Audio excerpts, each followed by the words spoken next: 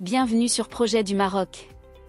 Aujourd'hui le 24 juillet 2024, nous avons un tour d'horizon captivant des dernières nouvelles économiques qui placent le Maroc en tête de l'Afrique.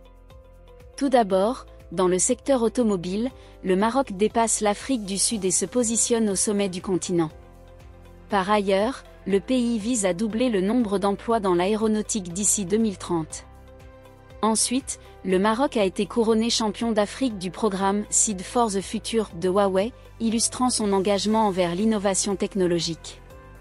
Enfin, selon le Henley Passport Index, le Maroc grimpe désormais à la 68e place mondiale. Restez avec nous pour les détails de ces nouvelles palpitantes. Automobile, le Maroc surclasse l'Afrique du Sud et se hisse sur le toit de l'Afrique.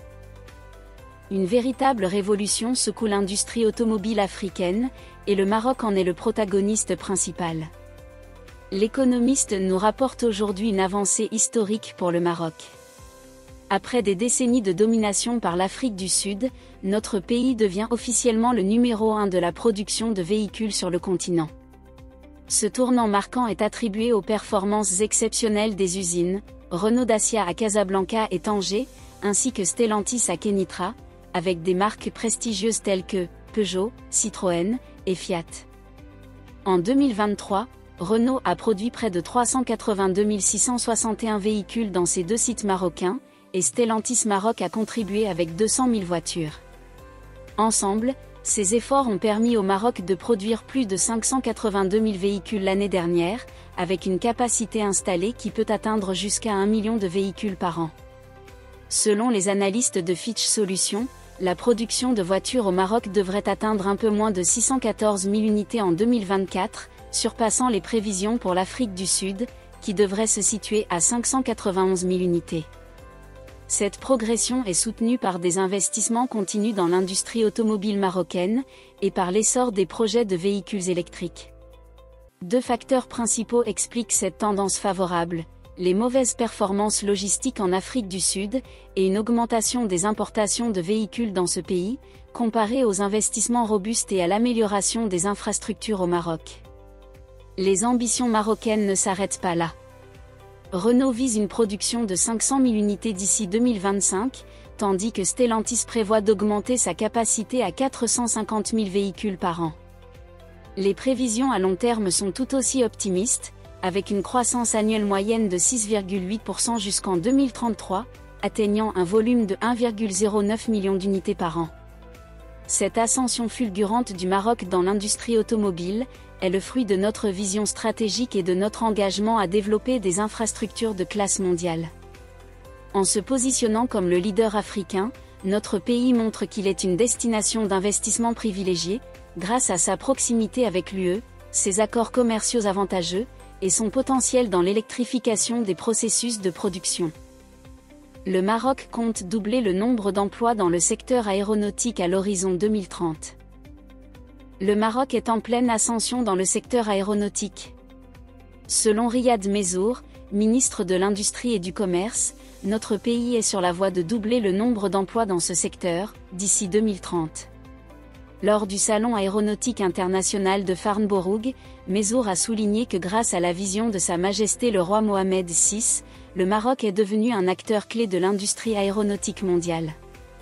Nos talents, notre compétitivité logistique et technique, et notre capacité industrielle sont reconnus à l'échelle internationale.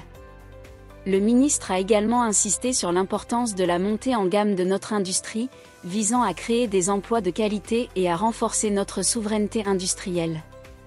Les entreprises présentes au Maroc sont prêtes à doubler leur capacité, et de nouveaux acteurs internationaux cherchent à s'installer chez nous. Et ce n'est pas tout. Le Maroc organisera son 6e Marrakech Air Show à partir du 30 octobre prochain. Cet événement, qui s'annonce déjà comme un grand succès, accueillera de nombreux acteurs de l'industrie aéronautique mondiale, renforçant ainsi notre position sur la scène internationale.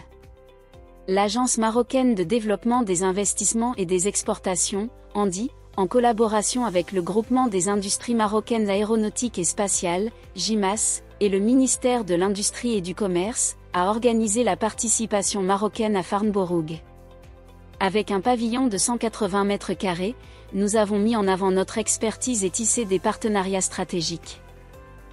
Le Maroc champion d'Afrique du programme Seeds for the Future de Huawei. Le 3 juillet dernier, à Essaouira, Huawei Northern Africa a organisé la cérémonie d'ouverture de la première édition régionale de son programme emblématique, de responsabilité sociale des entreprises, Seeds for the Future 2024. Ce programme mondial de Huawei vise à renforcer les compétences des jeunes dans le domaine des technologies de l'information et de la communication, TIC, en les exposant à des technologies de pointe, telles que l'intelligence artificielle et le cloud computing. Seeds for the Future offre une plateforme unique où les étudiants des meilleures universités peuvent présenter des idées innovantes pour relever des défis réels. Cette année, 2 étudiants de l'université Al-Akawine, Ashraf Oudidou et Rania Jafar, ont brillé en remportant respectivement la première et la deuxième place de cette compétition régionale. Grâce à leurs performances exceptionnelles, le Maroc est désormais qualifié pour participer à l'édition mondiale du programme qui se déroulera en Chine. Le projet gagnant d'Ashraf Oudidou et de Rania Jafar est particulièrement pertinent dans le contexte actuel du Maroc, qui fait face à un stress hydrique structurel. Leur système intelligent de gestion de l'eau, intégrant l'intelligence artificielle, propose une solution innovante et durable à ce problème crucial. Ashraf, en dernière année de l'école d'ingénieurs d'Al-Akawine, a également reçu une bourse de Huawei pour poursuivre ses études aux États-Unis, soulignant la reconnaissance internationale de ses talents. Il est aussi intéressant de noter que ce succès n'est pas isolé. L'année dernière, Ayoub Ramas, un autre étudiant de l'université Al-Akawine, avait remporté l'édition marocaine de Seeds for the Future. Ces réussites successives démontrent le potentiel énorme et la qualité de l'enseignement au sein de cette institution. Henley Passport Index, le Maroc occupe désormais la 68e place mondiale. Bonne nouvelle pour les Marocains, le passeport marocain a gagné des places et occupe désormais la 68e position mondiale. Grâce à ce précieux document, les Marocains peuvent voyager sans visa vers 72 destinations à travers le monde. C'est une belle progression par rapport à l'année dernière où il se classait 80e. Ce résultat confirme la dominance du passeport marocain au sein de l'espace maghrébin. Comparativement, le passeport tunisien est classé 71e, le passeport mauritanien 83e, le passeport algérien 84e et le passeport libyen ferme la marche à la 98e place. Cela montre que le Maroc continue de renforcer sa position en tant que leader régional en matière de mobilité internationale.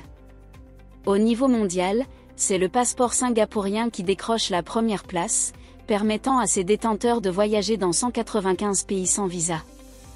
Les passeports français, allemands, italiens, japonais et espagnols se partagent la deuxième place avec la possibilité de voyager vers 192 destinations. Dans la région du Moyen-Orient, le passeport des Émirats arabes unis est le plus puissant, occupant la 9e place mondiale. Il est suivi par les passeports qatariens et koweïtiens, respectivement 46e et 49e. Quant au passeport afghan, il reste en dernière position mondiale, offrant un accès sans visa à seulement 26 pays. Les statistiques montrent aussi que le passeport émirati a connu la plus grande progression mondiale, grimpant de 46 places en une décennie. De l'autre côté, le passeport vénézuélien a enregistré la plus forte régression, reculant de 17 places. Merci d'avoir suivi ce tour d'horizon sur Projet du Maroc. Ces nouvelles confirment le dynamisme et la progression du Maroc dans divers secteurs stratégiques.